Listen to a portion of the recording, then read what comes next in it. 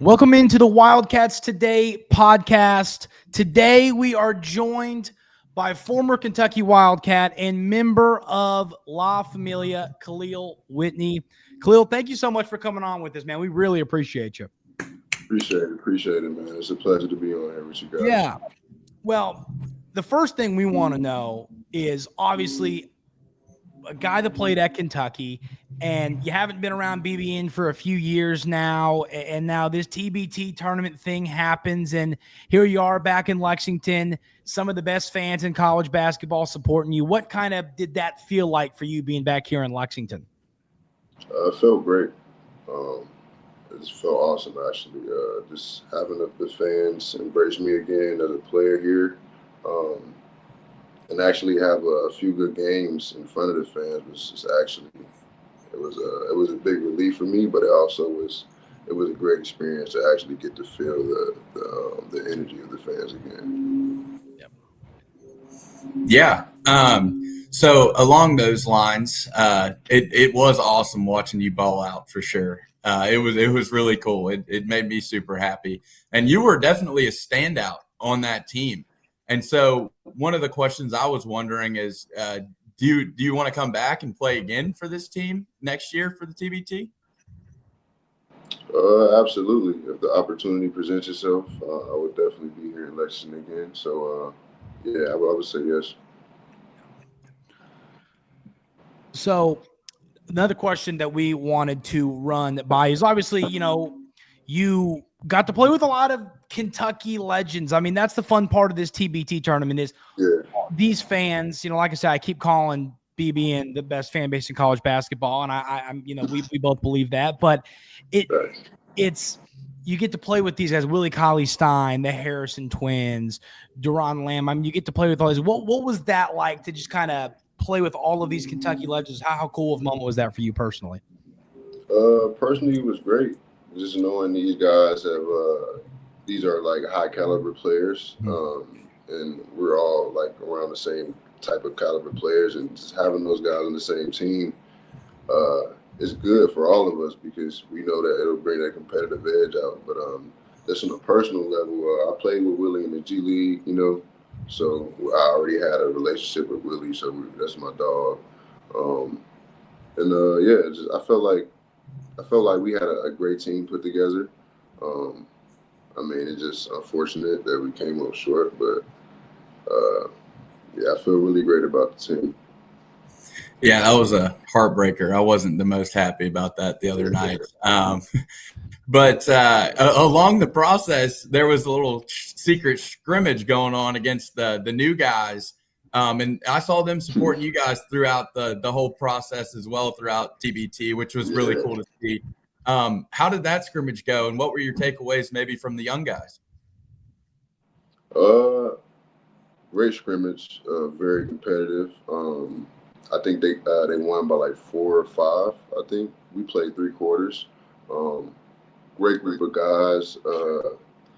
Elite at the guard position, elite at all positions, but the guard position really stands out with the kid from Pittsburgh, the transfer from Pittsburgh, Jalen Lowe. That's his name. Yeah. And then the other guy, the returning sophomore, was Ortega. I feel like those 2 guys are like really the head of the snakes when it comes to that team, based off of just the scrimmage. Definitely are some surrounding key factors.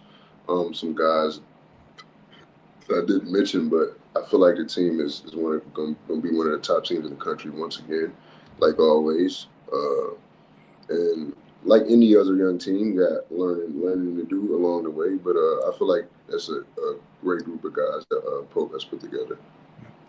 I mean, just sitting there and you said his name, Coach Pope. Obviously, when you were here, there was a different head coach. John Calipari moved on, now at a new SEC school. What have you, obviously within that scrimmage, what did you notice about Coach Pope as a coach? Did anything stand out? What did you take away from that?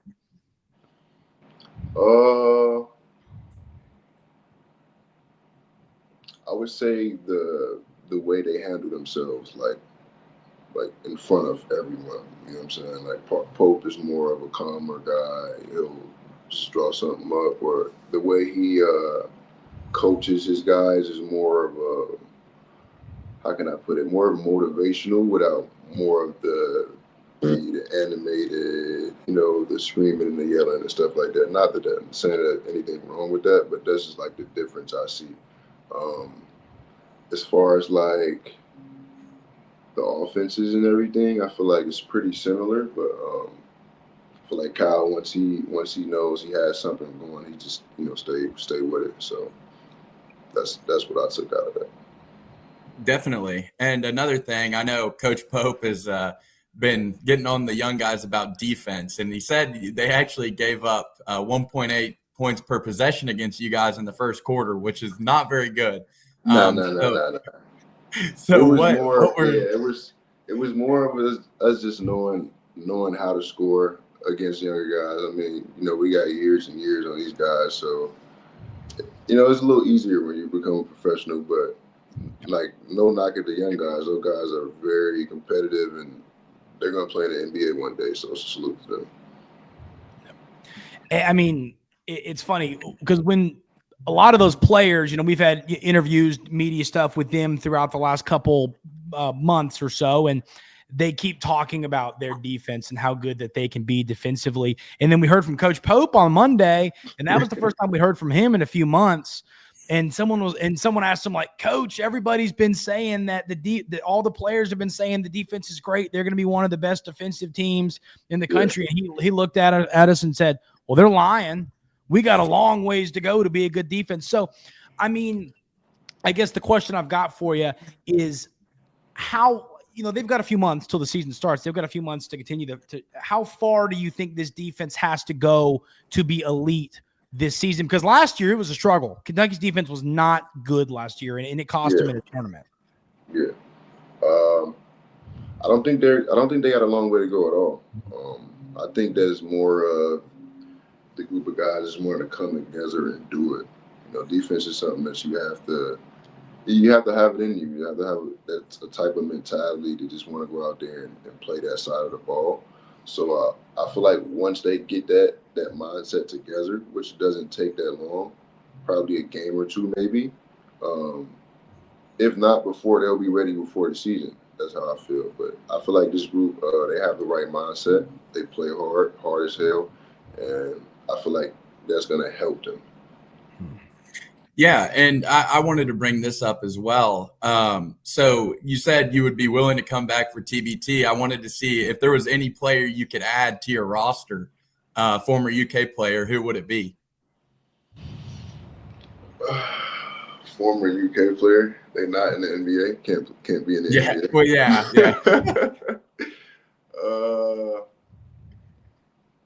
I would like to see.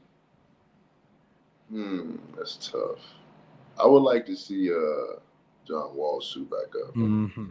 Yeah, I know that'd make a lot of fans happy. I was about to say, I think you and about 100,000 other people, that would be awesome. Having John Wall suit up in a La Familia jersey would be pretty cool and special, I feel like. Yeah. I mean, no question there. And what was within the couple weeks you were back here in Lexington with, the 3 games you played, what was your favorite moment of this whole TBT experience? I'm going to give you the top 2. Okay. I want to say just playing in Memorial Coliseum in front of the fans since I've left school. That was just like probably number 1 for me. And number 2, I would say hitting a shot in the last game we hit and then going to timeout. Like, that's probably the best I've felt since I've been a professional. But it's only 2 because we didn't win the game. If we won the game, it definitely been number 1 for me. But I'll raise you a third one. I loved your effort when you laid out for the loose ball and passed it to Archie for the game winner. That was a hell of a play. Yeah, I forgot about that. Allowed us to win that game.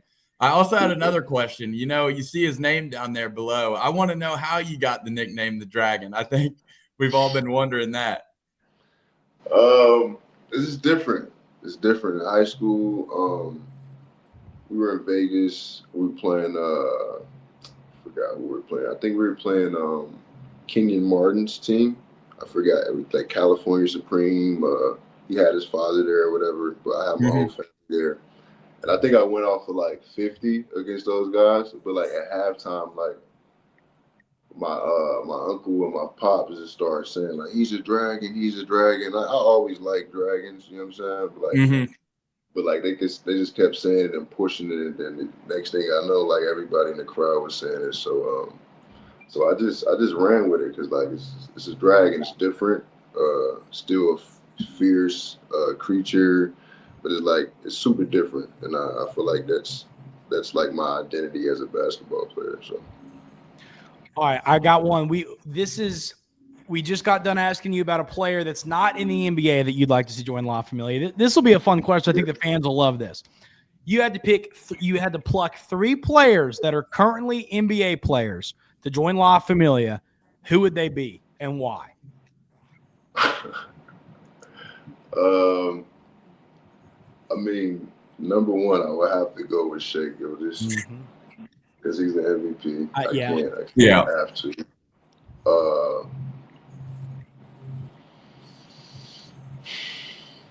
I have to go Anthony Davis for defense, for defensive purposes.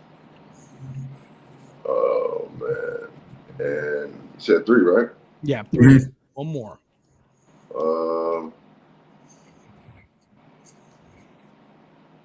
Damn, this is hard. This is so hard. I will go De'Aaron Fox. I feel like playing with him, like I'll get like a hella dunks in transition. Like it would be easy. It'll be easy playing with him. That'd be good alongside you. The up tempo pace on that team. A lot of people getting dunked on. That's for sure. I was gonna ask. Oh shoot, I kind of forgot my question there for a second. Wait. I take that back. I gotta swap De'Aaron for Tyrese Maxey. I'm sorry. I'm sorry. That's a good one. I just had to get that on record because I gotta swap it for Tyrese for sure. I was gonna say, if you were to project how far this current team would make it this upcoming season, what do you think that looks like? Number 9. That's the best answer you can give. I mean, I have another question, but I don't even want to ask it now. That just feels like a great place to end. I'll go ahead and ask it. That's a great place to end it, though, right there. But I wanted to ask you about this. Coach Pope, he loves the 3-point shot. He's talked about that. He wants them to shoot over 30 a game, and he's frustrated because last year they didn't get there. They shot like 26.6 per game, and he talks about we didn't get to 30. How many shooters are on this team, and was there a player that stood out as a shooter when you guys scrimmaged the young guys?